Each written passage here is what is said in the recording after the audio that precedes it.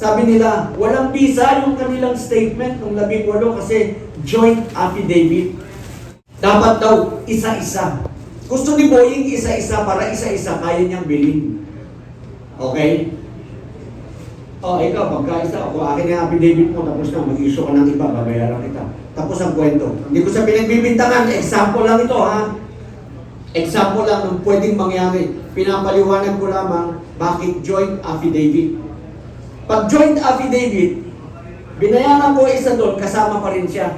Kahit siya magpabayan. Kasi joint affidavit. Andun pa rin ang pirma niya. Pasinungalingan niya, sagutin niya sa 17. Diba? So mahirap, kaya ginawang joint affidavit. Para hindi mabili.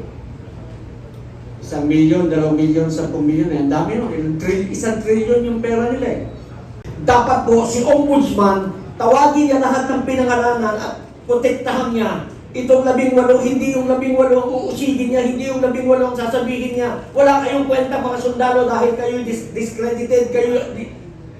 si Senator Lacson sinabi, merong isa hindi naman mga dishonorable discharge yan. Yung isa reservist. Ano ngayon? That is not the issue. The issue, ladies and gentlemen, pagka ganyan, magkaisa-isa tayo, usigin natin ang usigin hanggang sa, ewan ko, wala na yatang hiya sa kanilang mga anak. I mean, can you face your child in the morning during breakfast? Kung ganyan ang paninindigan mo sa bayan at nadidinig ng... Si Sandy kaya nagbago yun, ilusig ng anak eh. Yes, that's true. Hindi na kaya yung pag-uusig ng anak niya. Sa tatay, hindi ko alam, ikaw pala ganyan, tagal na kitang iniidolo. I don't know about this guys. Ngayon, ang nagsasabi ng totoo, ngayon ang nagsasabi ng nalalaman niya para sa pananagutan, para sa hustisya, yun ang inuusig ng batas. Yun ang pinapagalitan ng kanyang organisasyon. Alam niyo na, hindi ko na papangalanan. Pagka ikaw ay tumayo, arestado ka, hindi ka pwedeng magsalita. Pagka ikaw ay naglahad ng katotohanan, hahabulin ka, sisiraan ka sa media, i-discredit ka. Alam po ninyo, ang issue po dito sa ating mga usapin ngayon yung pananagutan. May mga tao pong pinangalanan. Bakit hindi yun ang hinahabol? Ngayon po ang ating saligang batas ay masyado nang nagagahasa, masyado nang nayuyurakat, masyado nang nasasalbahin. Hindi na po natin ginagalang, hindi na po ginagalang ng mga nakaposisyon sa gobyerno.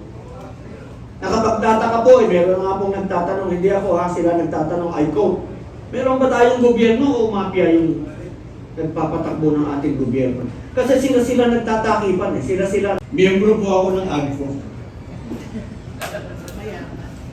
Pero kami po sa AGCO, nakapagsalita lang po ng konti. Marami pong exchanges ng ideas doon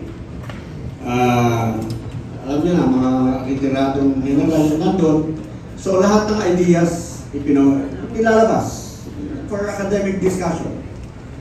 Walang mali, walang tama, basta sabihin mo yung iyong opinion and then, but you know, there is a point where where they take a common stand. Ayaw po niya ng corruption.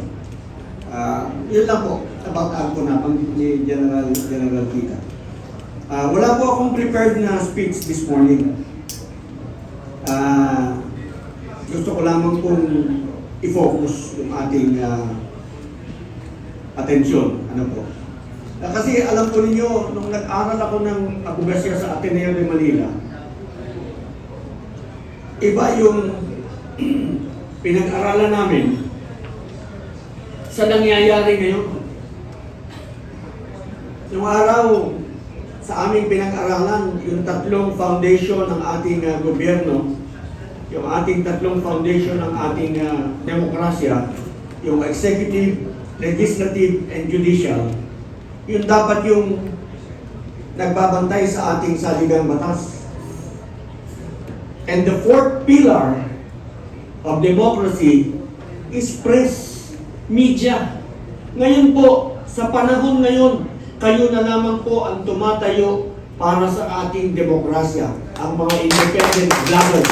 Kayo na lamang po ang maaari namin asahan na maglalahat ng katotohanan at ipagpatuloy ang ating laban para sa kalayaan, sa pananagutan at sa hustisya.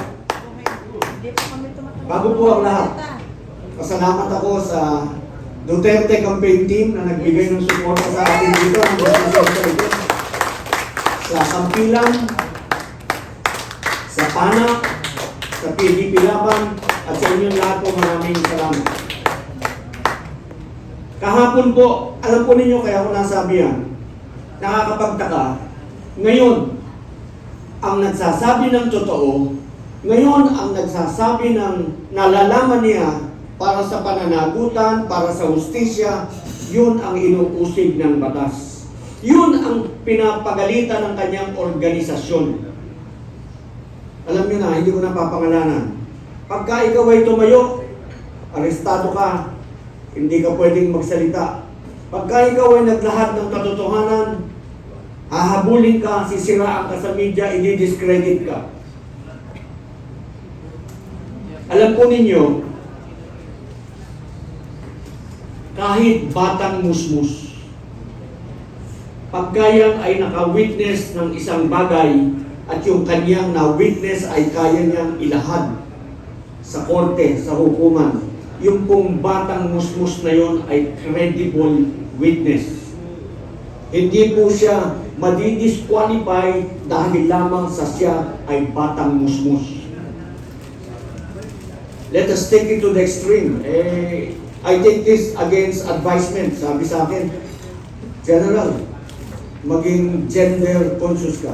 Pero I'm not being sexist, I'm not being ano. Ang sabi ko po kasi, na isang example ko, pagka dinidiscredit mo yung mga witnesses, katulad nitong ating mga 18, sabihin na natin 2 po yan, sama na natin si Colonel Grijaldo ng Pulis. 21 po yan. Pag dinidiscredit nila, kesyo, yung kay Gutesa, hindi raw tama ang pagnotaryo, ano ngayon? Okay? Ito daw, 18, nag-awol, na-dismiss. Dishonorable discharge. Ano ngayon? Yun namang pagkaka-dishonorable discharge, may kwento yan. At hindi lahat ng dishonorable discharge, dishonorable. Situational, you have to get into the bottom of it. But that, again, is not the issue. Merong dishonorable kasi naawol bakit naawol? Hindi po ako nakabalik agad pagkatapos ng aking leave dahil may sakit pa po ang nanay ko. Pagkatapos mo nung bumalik ang nanay ko, dinala ko yung anak ko sa ospital at kailangan ko rin pong bantayan. Nilagpas na yung time mo para ikaw ay mag-report. 5 days, 7 days, awol ka na. Hindi mo na naasikaso kasi meron ka pang mga ibang problema. Dishonorable ka na. Kasalanan ba niya yun? Yung ba derogatory? Yung ba hindi. Yung ba incriminating? Hindi. Kaya sinasabi natin, focus on the issue. Ang issue po dito sa ating mga usapin ngayon, yung pananagutan. May mga tao pong pinangalanan. Bakit hindi yun ang hinahabol? Bakit yung ombudsman na dapat humahabol sa mga pinangalanang matataas na opisyal ay hindi hinahabol yung mga pinangalanan? Ang hinahabol yung mga naglalahad. Bakit itong 18 kung saan tumatakbo, itong naharap sa media? Kahapon, umarap sa inyo para madinig ng bayan ang kanilang sasabihin. Natapos ba? Hindi. Kasi na-compromise yung lugar. Kahapon, meron kaming gagawin taping para madinig ninyo yung sasabihin nila ng detalyado. Tumakbo kami 3 lugar 3 beses kami nagpalit ng venue because nako-compromise yung aming lugar. Hindi na pwede, may andyan na sila, hanggang ganyan. Takbo na naman kami, lipat kami ng venue. Hanggang sa hindi natuloy. Pero ang sa amin lamang gustong gawin, wala kaming gustong siraan. Wala kaming gustong papangitin sa paningin ng kahit sino man. Ang intention lamang po namin ay papanagutin ang mga dapat managot dahil yan po ang nakasaad sa ating saligang batas. Ang UPI po, ang United People's Initiative, isa lamang po ang pinapanigan ng UPI Movement Inc. Yan po ang pangalan namin, UPI Movement Inc. Ang saligang batas.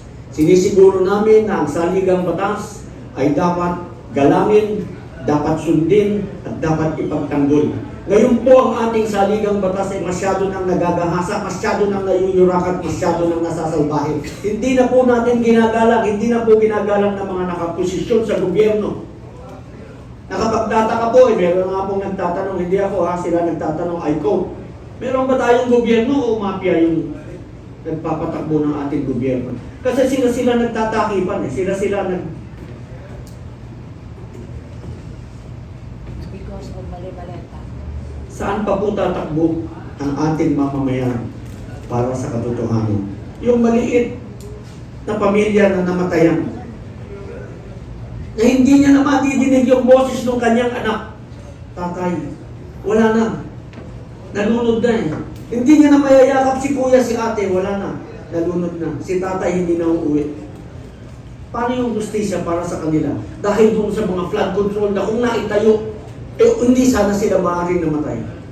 Tama. Yan po yung pinaglalaban natin. Yan po ang focus. Dapat po si Ombudsman, tawagin niya lahat ng pinangalanan at protektahan niya. Itong 18, hindi yung 18 ang uusigin niya, hindi yung 18 ang sasabihin niya. Wala kayong kwenta mga sundalo dahil kayo discredited, kayo... si Senator Lacson sinabi, merong isa hindi naman mga dishonorable discharge yan. Yung isa reservist. Ano ngayon? That is not the issue. The issue, ladies and gentlemen, pagka ganyan, magkaisa-isa tayo, usigin natin ang usigin hanggang sa, ewan ko, wala na yata ang hiya sa Wala na po. kanilang mga anak.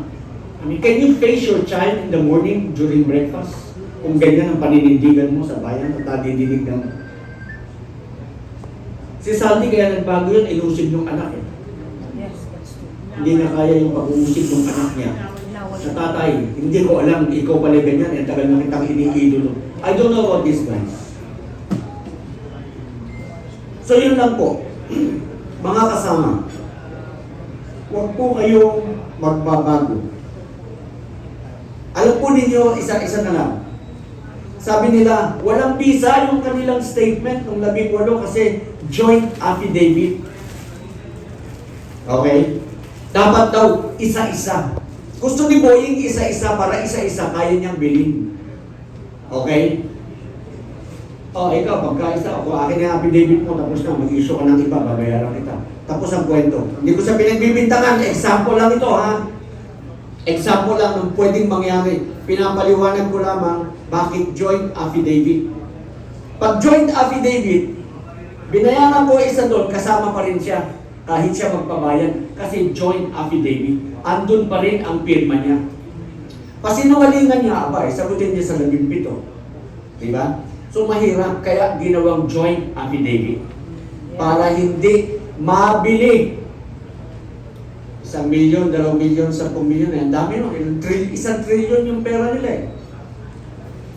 1 trilyon yung kailangang panagutan, 1 trilyon yung kailangan sagutin sa taong bayan na dapat sana yung paligid, lalo doon sa amin sa Quezon City, sa District 2, gumanda sana ang paligid, gumanda sana ang buhay ng mga taga ron. Kung yung budget, ano ba budget doon sa District 2? 3.5 billion yata o 5.3 billion. Hindi ko na matandaan. Basta in the billion. Punta kayo sa Quezon City sa District 2, sa Commonwealth, sa Holy Spirit, sa Payatas, sa Bagong Silangan. Kung nagkaroon ng pagbabago despite that money that was allotted to Nothing. the district. Taga-district po ako. Huwag po kayong magbabago. Maraming salamat po. Pagtulungan tayo. Labanan natin ang katiwalian.